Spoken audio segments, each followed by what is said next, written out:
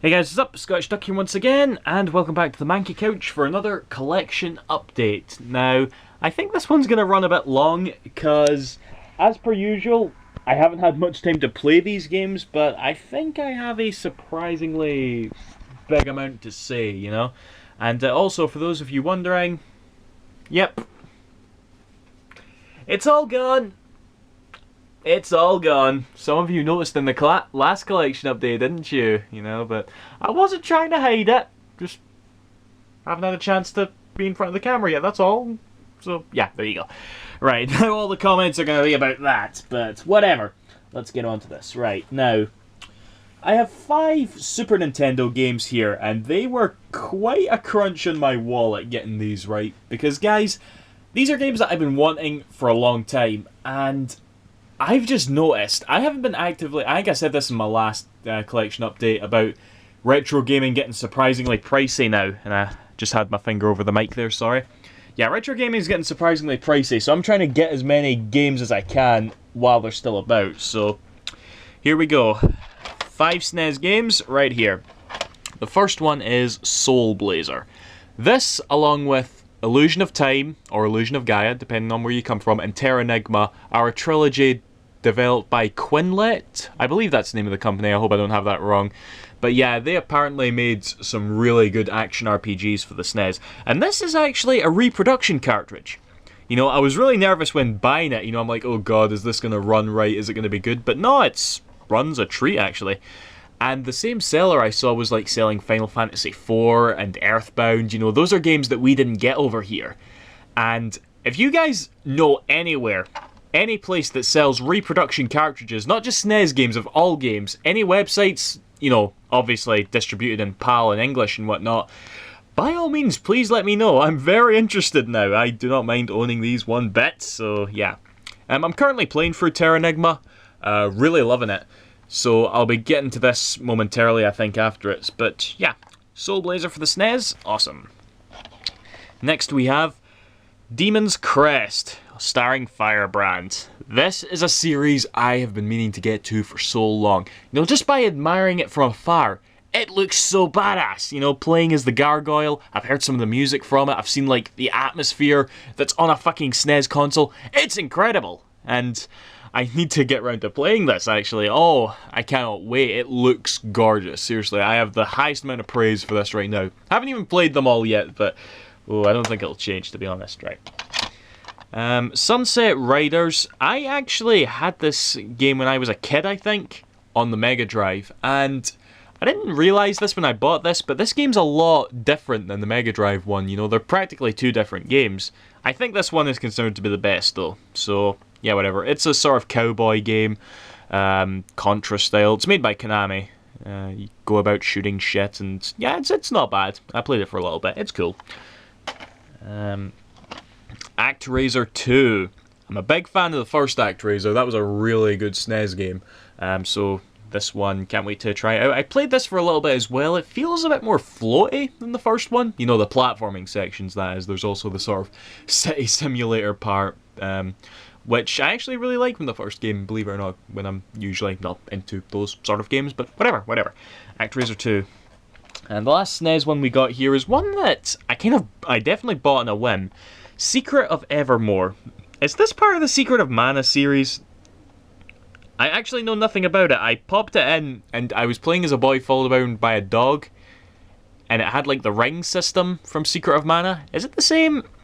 I really probably should have looked more into it before buying it, but whatever, it's mine now, so yeah. Right, that's SNES games. Next we have Donkey Kong Country Tropical Freeze. I really like this game. I enjoyed this game immensely, okay? As someone who is very, very indifferent to the first game, you know, the first game being the one on the Wii, you know? I mean, just the fact that I could play this game and not have to worry about Waggle, I didn't think I would enjoy it as much as I did, but it really did make the big difference to me, guys. Like, I am the only person I know who used to say that they hated Donkey Kong Country Returns, right? I did. I was like that at one point. Today I'm just sort of indifferent about it, really. But this is a lot better. Bar 2 flaws, right? First is the fact that it's actually quite a bit shorter than the one on the Wii, and I don't get that. It's got less worlds. The levels are a bit longer, and there's more levels in the worlds themselves, but overall there's less levels, and considering this is on a fucking Blu-ray disc and a HD console, I kind of expected more, that's all. That and the fact that you can play as the Kongs individually, you know, Dixie, Diddy and Cranky, but you can only play as them in hard mode, which takes forever to unlock, which I did do, by the way. And I don't know, it just seemed weird that you had to go through so many hoops just to play as them solo outside a co-op, and that kind of bummed me out, but whatever. This is probably my third favourite Wii U game, right behind Wonderful 101 and Zelda Wind Waker HD, so second favourite if we're not allowed to count Zelda, but yeah. Definitely good. Now all we have to do is wait 3.5 months for Mario Kart 8, sorry. Yay, oh god. Get your shit together, Nintendo. Okay. Now, this next one I want to talk about sort of ties into what I was talking about in my last collection update. I was talking about Sorcery Saga, didn't I? And I was basically coming off quite cynical about it, you know? And I think I figured out what it is I was thinking cynically about it through this game as well. Tokiden Age of the Demons, okay. This is a Monster Hunter clone, you know, plain and simple. And I think that's what I'm sort of getting tired about. I mean, I sort of pride myself in buying these, like, you know, niche Japanese games from the niche publishers, like Tecmo Koei, Rising Star Games, NIS America. I love all those to death, I really do. But sometimes I'll get the games and I'll be like, okay, these are just catering to the Japanese otaku. I saw a video recently, okay? I'll link it. If I remember, I'll link it. It's by Gaijin Goomba of the Game Theorists. I quite like his videos, and he was making a video about this the other day there about so many games in Japan kind of just cater to the Japanese otaku, and that's it. And when I say otaku, you know what I mean, the sort of Japanese nerd. I mean, there's a lot of games that get developed in the West that just cater to your, you know, bro gamer or whatever, yeah. So it's definitely a problem in all regions, and I don't know, I was just getting sort of sick and tired of seeing nothing really new, you know, and this game's sort of the same. I popped it in, it's like, oh, this is Monster Hunter. Okay, I'm gonna go into something else, and that was pretty much my experience, to be honest. I might go back to it at some point, as well as Sorcery Saga, but I don't know. We'll see anyway, we'll see. I'm not downing the game or anything, you know, it's gotten good reviews and all that, and like I said, Tecmo is an awesome publisher, so, you know, if you got a Vita, go for it. Right, and speaking of which, you know, talking about games that cater to the Japanese otaku. Oh god, I must be coming off as a big hypocrite now, aren't I? Because this is the game that caters to the fucking Japanese otaku, doesn't it? It's the game. And, yeah, but funnily enough, I see this as sort of the exception, because it's just so friggin', like, look at that cover! Oh, Jesus, and that back cover as well. But that aside as well, you know, this does actually represent something very important to me, right? The fact that America got this game digitally, and we got it physically. That blows my mind, okay? This could have been the shittiest fucking, most generic Japanese piece of shit ever. And I still would have bought it for that fact alone, you know? I'm very passionate about the whole digital versus physical, as you guys know, and the fact that we got this, which is like, let's face it, some of the most niche and hard to market shit you'll ever come across. My hat goes off to the publishers, you know, Zen United, Marvelous, AQL. Thank you guys so much. You got balls, and I admire that so much, and I look forward to whatever games you guys publish in the future. Thank you very much for giving us a physical version of this. And for what it's worth, the game's okay. Okay, I guess it's a little miracle that it's not downright terrible anyway, but yeah, it's okay, you know. I played it for a little bit. Don't know if I'm gonna finish it, but we'll see, you know. So yeah. Okay. And one other quick last Japanese game actually to talk about. Trigger Happy Havoc Danganronpa. This is a visual novel game, and I had my finger over the mic again there, I'm sorry.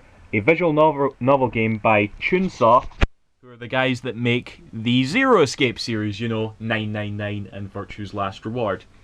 And apparently it's a port of a PSP game that's been released in Japan for a while, and the next one is coming out. The sequel is coming out soon, actually, as well. So I'll be sure to pick them up. I haven't dabbled in it yet because I'm just thinking back to 999 and VLR and imagining this to be just like those and thinking to myself, I'm going to have to emotionally prepare myself for this. And, you know, it's just... that's kind of putting me off. It's like when you go to try and watch an anime, you know you have to get into it first and you just can't be arsed. I don't know, maybe that's a personal thing. But yeah, it's especially tragic because many of you might know about Zero Escape 3 maybe getting cancelled and turning to Kickstarter because despite Virtue's Last Reward being a hit in the West, apparently it wasn't in Japan, but this was a hit in Japan. Could it be because it's set in high school? I wonder, could it be? I don't know. That's a real cynical thing to say, I ain't gonna lie, but yeah, I can't wait to get into this one. Really can't. It'll be good. So yeah. Next we have, this was annoying actually. I was talking about Dragon Quest in my last collection update. Well, I finally got a hold of Dragon Quest 4. This is Dragon Quest 4, isn't it? But both copies I got... yes, I got 2 copies. I don't know why I got 2 copies, right? But they're both friggin' Italian. At least I think they're Italian. Let me just glancing them. Yeah, they're both Italian, and I haven't popped it in yet, actually. I probably should, just to see if you can actually play the game in English, and in that case, I won't mind that much, but why are they both in Italian? I ordered them from .co.uk. Ugh, I don't know. Post is weird sometimes. They send you 2 copies of a foreign game. I don't know. Right, last couple of games here. They're both PS1 games. The first one, this was a real sort of price gouger for me. An American copy of Suikoden. Yes, these are apparently up there with some of those, like, just fucking stupidly rare games there are right now. And I'm wondering, is this copy legit? Because look at that ESRB rating. I don't know what that means. That kind of has me worried. But I don't know. But also, no manual. I didn't realise it until it got here, and that's probably why I got it for the price it did, because normally it goes for a lot dearer, but whatever. I've got it now anyway. And lastly, I got... what the fuck's it said again? Kodelka, that's it. This is the sort of a prequel to the Shadow Hearts trilogy on the PS2, and I had my fucking finger over the mic again, I'm sorry. Why am I doing that today? Yeah. To be honest, I beat Shadow Hearts 1. Really loved it, actually. Very good game. I enjoyed it a lot. And I'm finding it hard to get into Shadow Hearts 2, actually. I don't know what it is. Something about the story and the characters aren't pulling me in as much. But I've got the whole trilogy there, and I figured, might as well get this and complete it. Because I think I know what it's about, actually. You know, like the main character and stuff. Because she plays a small role in... Shadow Hearts 1, so it'll be cool to see the universe sort of collide and stuff, but yeah.